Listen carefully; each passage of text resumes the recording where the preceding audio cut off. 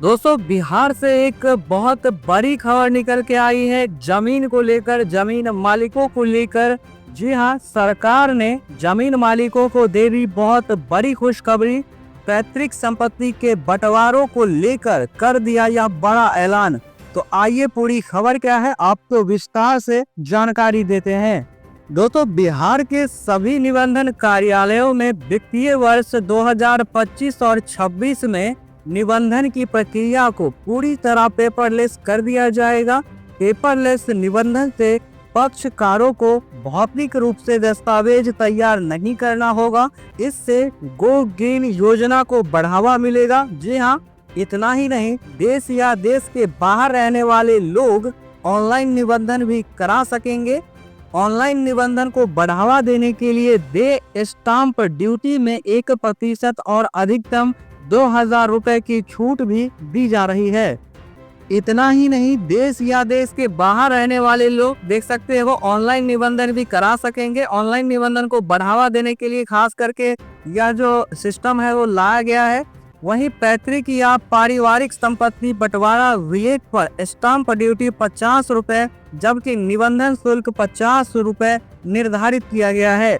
वहीं पर उद्योग स्थापित करने के लिए बियाडा से आवंटित भूमि पर स्टाम्प एवं निबंधन शुल्क पर 100% छूट दी जाएगी। मद्य निषेध उत्पाद और निबंधन विभाग के बजट में भी वृद्धि। जी हाँ, इस बार के बजट में मद्य निषेध उत्पाद एवं निबंधन विभाग की कुल राशि में करीब 18 करोड़ की वृद्धि हुई है। वित्तीय वर्ष 2024-25 में विभाग का बजट 674 करोड़ था, जिसे वर्ष 2025-26 में बढ़ाकर 692 करोड़ कर दिया गया। हालांकि योजना मद में राशि घटाई गई। पिछले बार स्कीम मद में 10 करोड़ की राशि थी जो घटकर 7 करोड़ रह गई है। विभाग के द्वारा अवैध शराब के संचालन को रोकने के लिए 84 चेक पोस्ट बनाए गए हैं। सभी चेक पोस्ट पर सीसीटीवी कैमरों की व्यवस्था की गई है। नशा मुक्त बिहार की थीम पर पटना मैराथन का भी आयोजन हो रहा है, जिसमें विदेशी प्रतिभागी भी भाग ले रहे हैं। साथ ही कार्बन न्यूट्रलिटी को केंद्र में रख बिहार ग्रीन डेवलपमेंट फंड बनेगा। बजट में किया गया प्राविधान। जी हाँ, वित्तीय वर्ष 2025-26 के बिहार बजट में पर्यावरण संरक्षण की भी चर्चा हुई। कार्बन न्यूट्रलिटी को केंद्र में रख बिहार ग्रीन डेवलपमेंट फंड बनाया जाएगा।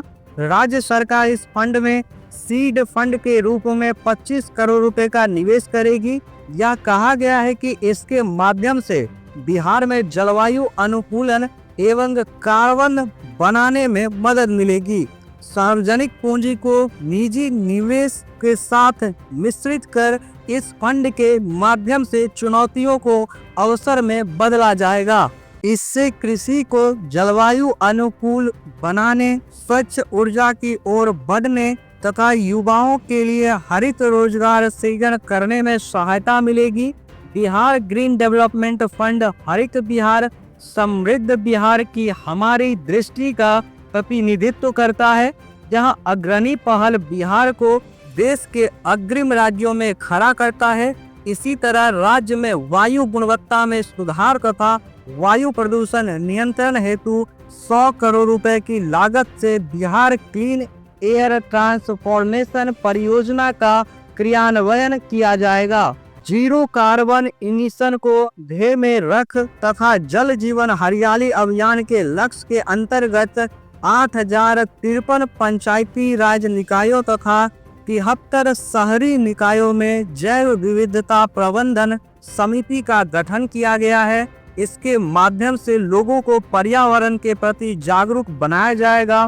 साथ ही चतुर्थ कृषि रोड मैप के अंतर्गत राज्य के हरित आवरण को वर्ष 2028 तक 17% करने का लक्ष्य रखा गया है।